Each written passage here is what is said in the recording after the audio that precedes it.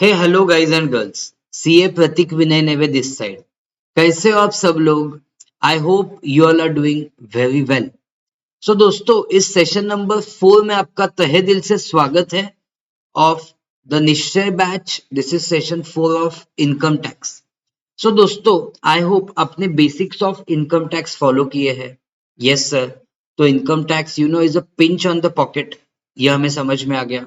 Income tax is a pinch on the pocket, जो एक SSC को कंपल्सरीली गवर्नमेंट को देना पड़ता है। यह भी समझ में आ गया कि SSC means any person who is liable to pay tax. Okay, but person की जो डेफिनेशन है ना, वो इंडिविजुअल तक सीमित नहीं है। Person includes individual, HUF, association of person, body of individual, company, firm and any artificial juridical person. तो ये सब कॉन्स्टिट्यूट करते हैं पर्सन। ओके, ये भी समझ में आ गया कि the income is earned in the previous year, मतलब the year in which income is earned is called as previous year, and जिस year में income assess होता है उसको बोलते हैं assessment year। तो ये सब कॉन्सेप्ट तो सर क्लियर है। उसके बाद थोड़ा सा बेसिक देखा था, कैलकुलेशन ऑफ टैक्स लायबिलिटी का, वो भी क्लियर है। सरचार्ज का कॉन्सेप्ट भी देखा था, right guys?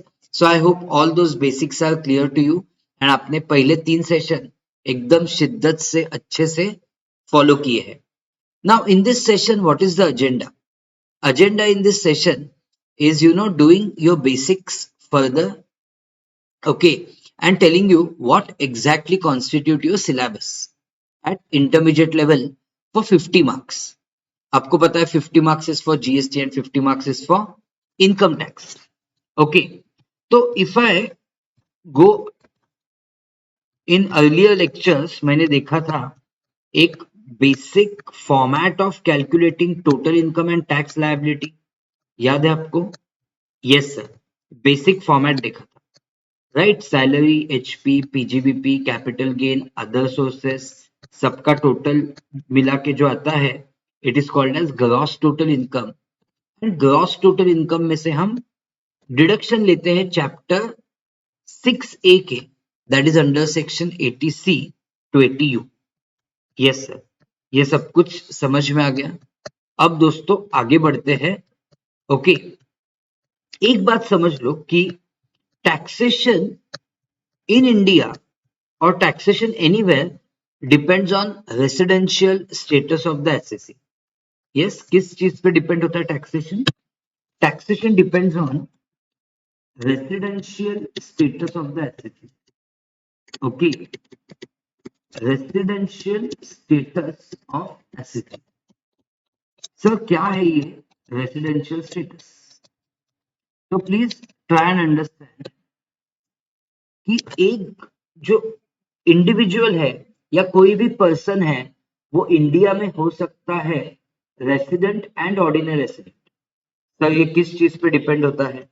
So it all depends guys on his number of days stay in India. मैं पहले डिस्कस करने वाला हूँ इंडिविजुअल के लिए।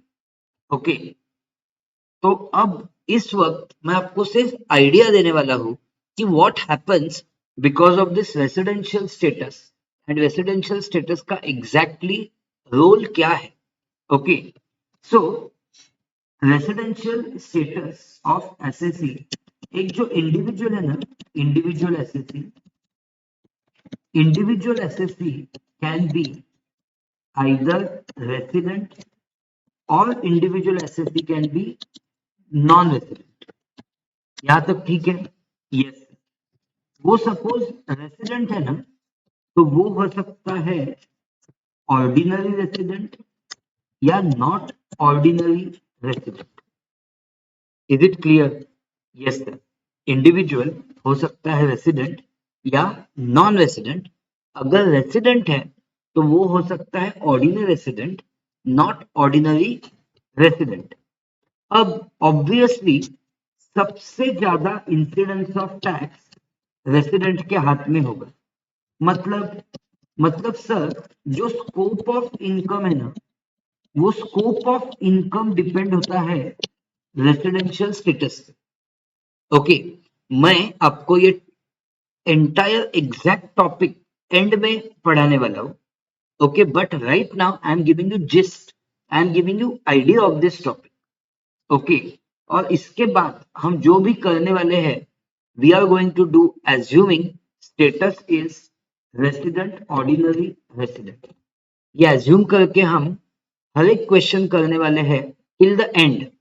एंड एंड में जाके मैं आपको डिसाइड सिखाने वाला हूं how to decide residential status. Okay, but anyway, उसके पहले दोस्तों क्या है एग्जैक्टली स्कोप ऑफ इनकम. तो देखो, पर्टिकुलर्स, मेरा स्टेटस हो सकता है इंडिया में resident, ordinary resident, resident not ordinary resident, non resident. Right, मेरा इंडिया में स्टेटस क्या हो सकता है? Resident, ordinary resident, resident not ordinary resident, non resident. तो गाइस, डू यू एग्री कि non resident is like a guest in India? Yes. तो आप गेस्ट से ज्यादा टैक्स नहीं लोगे. आप सबसे ज्यादा टैक्स किससे लोगे? ऑफ कोर्स अपने हक के आदमी से लोगे. कौन है आपका हक वाला आदमी? हक, आपका हक एज अ गवर्नमेंट, आपका हक is on resident, ordinary resident, isn't it? He's using all the facilities in India, infrastructure. He's using maximum, so he should pay maximum tax. So yes, so he will pay maximum tax. NR will pay least tax, and ये जो है RNOR, he will pay somewhere between ROR and NR. तो आपको अभी समझ में आएगा what I am saying. Okay, for income which is received in India, जो इनकम इंडिया में रिसीव हुआ है, okay, that will be taxable in hands of all three of them. सब तीनों के तीनों इसके ऊपर टैक्स पे करने वाले हैं इंडिया में. मतलब ऑस्ट्रेलिया का रेसिडेंट है, ऑस्ट्रेलिया का सिटीजन है, बट इंडिया में बैंक अकाउंट है, तो his income will be called as received in India. Now if income is received in India, whether arising in India or not, whether arising in India or not, मतलब India का source है कि नहीं income का, वो भी matter नहीं करता. इनकम इंडिया में रिसीव हुआ है मींस दैट्स इट, वो टैक्स होने वाला है दोस्तों इंडिया में in hands of any of the assessee. Okay, second, income income arising in India. Income arising in India मतलब दोस्तों सोर्स ऑफ इनकम है ना, वो इंडिया में ही है. मतलब क्या? सोर्स ऑफ इनकम इंडिया में ही, मतलब इंडिया में एफडी किया है, उस एफडी पे इंटरेस्ट आता है. इंडिया की हाउस प्रॉपर्टी है, उस हाउस प्रॉपर्टी से रेंट इनकम आता है. एग्रीड? या फिर इंडियन कंपनी के शेयर्स लिए हैं और वो शेयर्स पे डिविडेंड आता है, या वो शेयर्स बेचे हैं, वो बेच के कैपिटल गेन आता है. तो that is called as income arising in India, मतलब सोर्स इन इंडिया. जब इनकम का सोर्स इंडिया में हो ना, वेदर रिसीव्ड इन इंडिया और not, whether guys received in India और नॉट, फर्क नहीं पड़ता. It will again become taxable in all three cases. Is the point clear to all of you guys? Guys and girls, is the point clear to all of you? Yes. Income arising in India, that is source in India, whether received in India or not. Okay, ये topic ना हम बाद में फिर से देखेंगे. Don't worry about that. मैं आपको सिखाऊंगा कि रेसिडेंशियल स्टेटस एग्जैक्टली डिसाइड कैसे करते हैं. तो ये भी होगा तीनों केस में taxable. Third point, income. Okay, third point, income from business in India. Okay, income from business controlled from India. Okay, income है from business controlled from India, या प्रोफेशन हो सकता है controlled from India but arising out of India, arising out of India. Still दोस्तों ये क्या होगा पता है क्या आपको, ये होगा taxable, taxable but non resident के हाथ में होगा not taxable. Okay, and lastly my dear friends, कुछ भी इंडिया में नहीं हो रहा, nothing at all is happening in India. तो फोर्थ पॉइंट ये है कि it is income neither arising in India, neither arising in India nor nor received in India. कुछ भी इंडिया में नहीं हुआ है, स्टिल दोस्तों एक जन इसमें इन तीनों में से एक जो है ना, एक वो हमेशा इंडिया में टैक्स पे करेगा। एंड आपने सही बोला है, it is resident, ordinary resident who will always पे tax on any type of income which is earned in India or it may be earned outside India। तो क्या है कि सपोज मेरा स्टेटस ROR है, my status is resident, ordinary resident in India, and मैं Australia में जाके income earn करता हूँ, so guys that also will become taxable in my hands in India. समझ में आया कि नहीं? तो इसको हम बोलेंगे ग्लोबल इनकम। तो दोस्तों क्या होता है, ग्लोबल इनकम टैक्सेबल होगा ROR के हाथ में। Did you get the point? Yes. तो ये एक बेसिक मुझे समझना था। ओके, ये जस्ट एक हेलीकॉप्टर व्यू है दोस्तों। ओके, पहले 3 सेशन में और इस सेशन में जो चल रहा है ना, that is just helicopter view that I am trying to give you of basics of tax. Okay, so I hope guys it is clear to you. तो ये है अपना रेसिडेंशियल स्टेटस का कॉन्सेप्ट। हाँ, रेसिडेंशियल स्टेटस ऑफ एसएससी का मैंने आपको basic क्या बताया, कॉन्सेप्ट बताया, उसका इंपॉर्टेंस बताने के लिए। So I hope it is clear to you. Residential status of SSC important बन जाता है बिकॉज उससे डिटरमाइन होता है स्कोप ऑफ इनकम। ओके, अब इसके बाद what I want to tell you is, okay, तो हम salary, HP, PGBP, cap gain, IFOS जो भी इसके बाद डिस्कस करेंगे ना, वो हम उसमें एज्यूम करेंगे कि हर एक एसएससी है ना रेसिडेंट, ऑर्डिनरी रेसिडेंट है, वो एज्यूम करके ही हम आगे बढ़ेंगे। Right guys? Now going ahead, what concept I want to tell you. तो आपको क्या क्या अभी तक समझ में आया? पर्सन समझ में आ गया? Yes sir. एसएससी समझ में आ गया? Yes sir.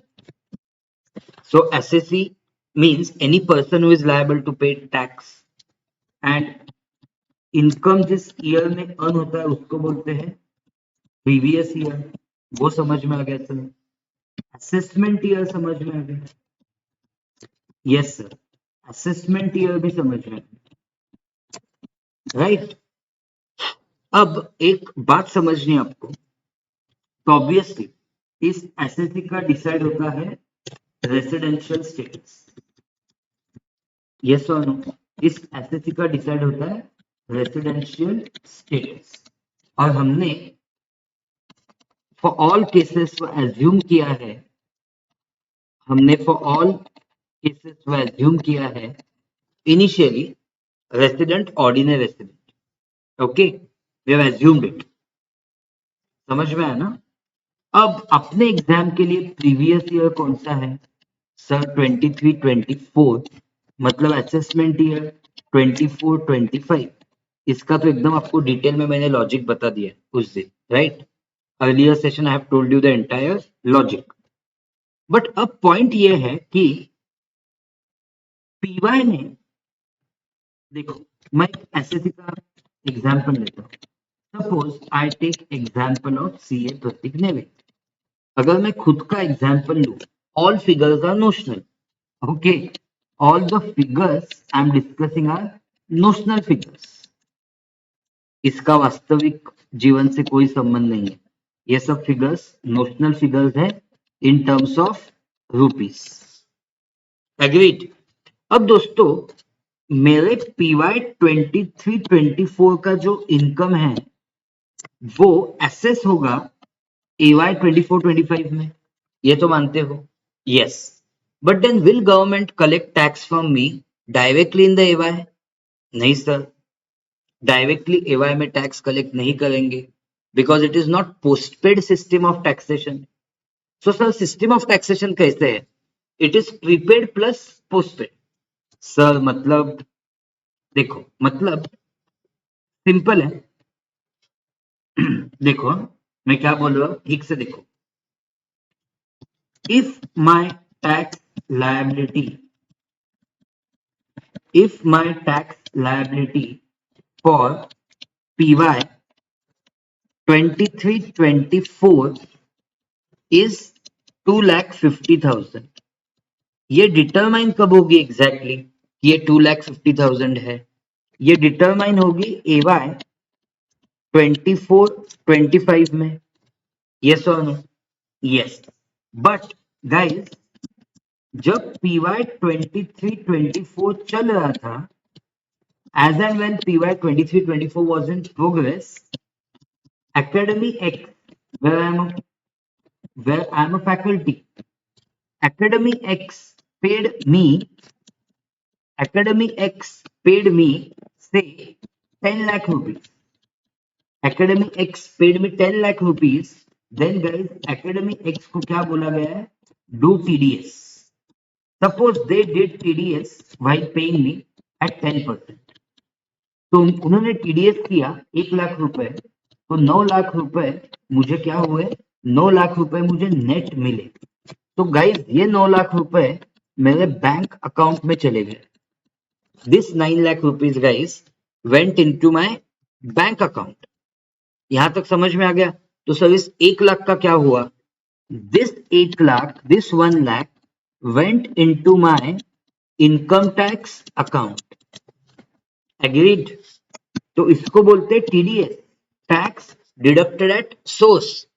तो ये 1 लाख है ना, it is as good as income tax paid by me to the government. क्योंकि क्या हुआ, एकेडमी एक्स ने ये 1 लाख डिडक्ट किए, ये 1 लाख डिडक्ट करके इस एकेडमी एक्स ने वो डिपॉजिट किए गवर्नमेंट को। ओके, एंड गवर्नमेंट को उन्होंने मेरा क्या दिया? पैन दिया। Pan is permanent account number. अब मेरा पैन उन्होंने दिया गवर्नमेंट को, और वो 1 लाख रुपए चले गए मेरे इनकम टैक्स अकाउंट में। So did you understand that 1 lakh rupees is my TDS, tax deducted at source? मेरे बैंक अकाउंट में 9 लाख ही आए, whereas I was supposed to get total 10 lakh. तो सर 1 लाख कहाँ पे चले गए? 1 लाख सीए प्रतीक नेवे के इनकम टैक्स अकाउंट में ही गए हैं। So it is as good as tax paid by CA Prateek Neve. यहां तक एग्री करते हो कि नहीं? Yes sir. एंड दोस्तों इसी साल, मतलब 23-24 जब चल रहा था, तो मैंने क्या किया?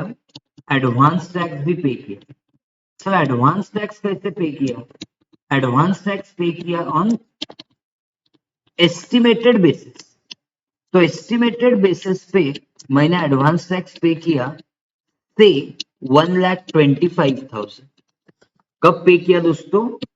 पीवाई 23-24 में ही पे किया।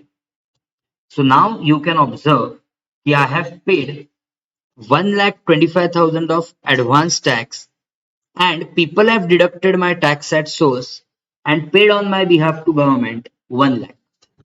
So अब क्या मुझे आप बोल सकते हो कि what is the prepaid taxes?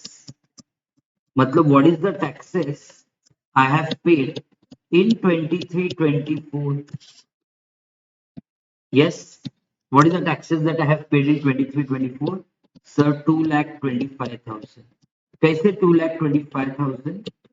1 lakh rupees का टीडीएस एंड 1,25,000 का आपका advance tax. Agreed guys? Plus मेरा देखो लायबिलिटी एंड में कितना आया था? 2.5 lakhs। तो अब कितना पेबल है स्टिल? तो still payable is 25,000। This I will pay in the एवाई, ये मैं कब कब पे करूंगा, एवाई में पे करूंगा। ओके, इसको बोलते हैं सेल्फ असेसमेंट टैक्स। क्या बोलते हैं? Self assessment tax. तो देखो, दोनों की टोटल ले लो। In total can you see that मैंने पे किया 2,25,000। Do you agree with me? Sorry, 225 plus 25. Do you agree that in total finally I have paid 2,50,000? Do you agree? I have paid 2,50,000 to government. Yes. तो ये था मेरा TDS, ये था मेरा TDS and ये था मेरा एडवांस टैक्स एंड ये था मेरा सेल्फ असेसमेंट टैक्स। कौन सा? ये 25,000। Agreed? So in short, what is TDS? What is advance tax? What is self-assessment tax? ये तीनों क्या हो गए? ये तीनों हो गए modes of paying income tax. Do you understand? Did you agree with me? Do you agree with me? ये तीनों हो गए modes of paying income tax. समझ में आया सबको? तो कभी भी कोई अभी आपको बोलेगा TDS advance tax, so guys don't get confused, it is mode of paying tax. Okay, तो इनकम टैक्स तो डिसाइड कब होगा? फाइनली इनकम टैक्स पेबल कितना है वो डिसाइड तो होने वाला है एवाई में ही, राइट? तो tax liability for PY 23-24 is 2,50,000। ये डिसाइड तो हुआ एवाई में ही, बट उसका पेमेंट का प्रोसेस स्टार्ट हो गया था पीवाई में ही, जहां पे कुछ अमाउंट हुआ टीडीएस एंड कुछ अमाउंट हुआ एडवांस टैक्स। हुआ मतलब मैंने पे किया एंड फाइनली जो बचा हुआ था वो मैंने पे किया as self assessment tax. Is it clear? Sir ये आप सब पहले ही क्यों बता रहे हो? दो चीजों के लिए, क्योंकि आप रियल लाइफ में एडवांस टैक्स, टीडीएस ये सब सुनते होगे and then you will get confused कि ये क्या है। तो उस when you are student of income tax, उसकी क्लैरिटी आपको डे वन पे ही होनी चाहिए। That's why we discussed it right now. वो एक रीजन है। सेकंड रीजन क्या है कि आपको सिलेबस भी तो बताना है। तो this advance tax and TDS is part of your syllabus. Okay, advanced tax TDS is part of your syllabus. Have I made myself clear? Yes, sir. Absolutely clear, isn't it? तो अब दोस्तों आ जाते हैं आपके सिलेबस पे। तो आपके syllabus में क्या क्या है? Okay, and by the way, ये जो 2.5 लाख टैक्स पेबल था वो पे हो चुका है गवर्नमेंट को। यस, वो पे होने के बाद आप क्या करोगे? You will file income tax return. अब ये क्या है sir?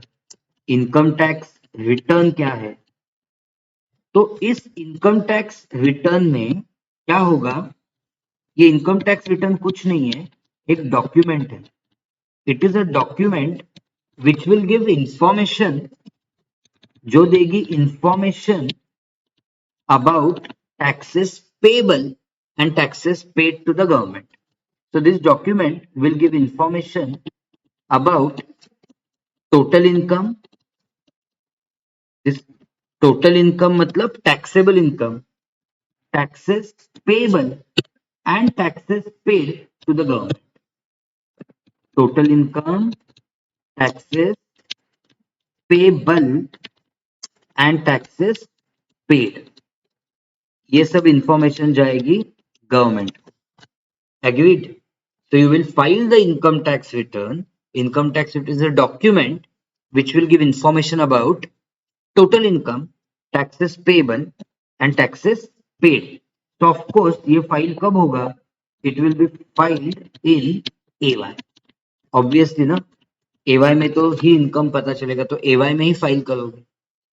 Okay, so now guys, I hope that I am in a position to tell you कि सिलेबस क्या है। ओके, तो आपके सिलेबस में क्या क्या है? यस, डिस्कस करते हैं आपके सीए इंटर के सिलेबस में क्या क्या आएगा। And I think now you are used to all this words okay. तो सिलेबस में हर एक जो वर्ड है उससे आप कनेक्ट कर पा रहे हो कि नहीं, ये बस मुझे बोलना। और कोई भी डाउट है तो please ask me the doubt on our WhatsApp group of Nishchay batch. Yes, उस पे पूछ लेना या फिर मुझे पर्सनल मैसेज भेज देना। You already all of you have my contact number, isn't it? ये देखो कांटेक्ट नंबर तो है आपके पास। Within a cycle of 24 hours we will try to solve your doubt okay. And GST के lectures नहीं देखे तो वो भी देख लो, वो 28 सेशंस अपलोड किए गए हैं। यस, एंड ऑफ कोर्स उसके बाद भी आने वाले जीएसटी के sessions. And I hope you have maintain different notebooks for income tax and GST. चलो, तो फिलहाल अपना इनकम टैक्स का क्या सिलेबस है वो देख लेते हैं, 50 मार्क्स का। ओके, देखो, तो you have number 1 basic, basics of income tax. तो इस बेसिक्स में क्या होगा? इस बेसिक्स में होगा rates of tax. Of course concept वगैरह तो होने वाली है, बट इंपॉर्टेंट क्या होगा? Rates of tax. Okay, then your concept of marginal relief, concept of surcharge, concept of heads of income, concept of person, assessee, previous year, assessment year. Okay, second basics of income tax के बाद residential status, जो कि ना हम करेंगे end में, जो कि हम करेंगे एंड में। ओके, बिकॉज इसके बाद नेक्स्ट सेशन में हम स्टार्ट करने वाले income from salary. Okay, residential status हम करेंगे एंड में। Then exempted incomes, then exempted incomes मतलब incomes which do not form part of total income, मतलब ये सेक्शन 10 में दिए गए एग्जम्प्टेड इनकम्स। ये भी दोस्तों हम करेंगे एंड में। आपको पता चलेगा क्यों?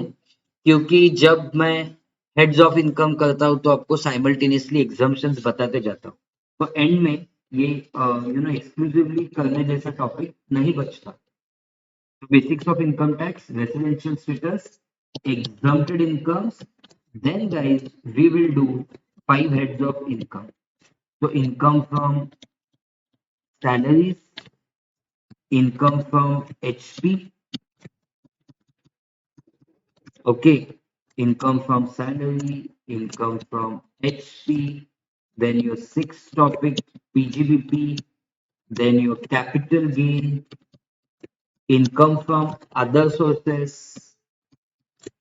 Then आता है clubbing, set of and carry forward of losses. तो मैं क्या करूंगा, इसको दो अलग टॉपिक्स में डालूंगा।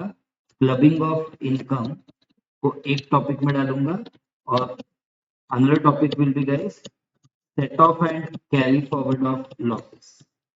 Set of and carry forward of losses. उसके बाद दोस्तों deductions under chapter 6A। Okay, deductions under chapter 6E। Okay, and उसके बाद आएगा 12th टॉपिक आपका advance tax, TDS and TCS. I hope कि अभी ये फोर्थ सेशन है, तो पहले 3 प्लस फोर्थ सेशन यहाँ पे देख के आपको एटलीस्ट सिलेबस समझ में आ रहा है। Advance tax, TDS and TCS, and then 13th topic we will do guys is your filing of income tax returns. Okay, ये अपना एंटायर इससे सीए का मॉड्यूल कवर हो जाता है। Okay, obviously. And lastly what we will do is tax optimisation and computation of tax liability. So computation of tax liability, इसमें tax optimisation भी आ जाएगा। आपको पता है टैक्स ऑप्टिमाइजेशन क्यों बोल रहा हूं? क्योंकि 2 रेजिम्स है, एक 115 बीएससी के अनुसार टैक्स निकाल सकते हैं, एक रेगुलर प्रोविजंस। ओके, तो whichever is more beneficial to assessee वो सिलेक्ट करना है ना। इसलिए computation of tax liability and tax optimisation, and tax optimisation. Optimisation तब होगा when tax liability will be on a lower side. तो हमने इस सिलेबस को 14 टॉपिक्स में डिवाइड किया हुआ है. We have divided the syllabus in 14 topics. Okay sir, student के एंगल से वेटेज भी बताता हूँ, राइट, बिकॉज स्टूडेंट को ऑफ कोर्स वेटेजेस से लगाव है, होना भी चाहिए. तो मैं क्या बोलता हूँ, ठीक से सुनो. As far as residential status is concern, about उसका वेटेज 5 मार्क्स हो सकता है. एग्जम्प्टेड इनकम के साथ साथ ना एक एग्रीकल्चरल इनकम भी टॉपिक आता है. तो exempted income includes agri income also. तो उस एग्री इनकम का वेटेज हो सकता है about 5 marks. Then guys, salaries, HP, PGBP, IFOS, okay, इनका बड़ा अच्छा वेटेज हो सकता है. Okay, approximately, you know guys, it's weightage will be approximately 30 marks, जिसमें मुझे लगता है सैलरीज का वेटेज लगभग 8 मार्क्स तक होना चाहिए. एचपी का 5, 8 प्लस 5 13, इसका 5 18. ओके, 18 हो गया ना. 8 प्लस 5 13, 13 प्लस 5 18, बचता कितना है 12. ओके, सो इसका भी लगभग 5 23, इसका अबाउट 7 से ज्यादा ही होगा दोस्तों. इसका अबाउट 12 होगा,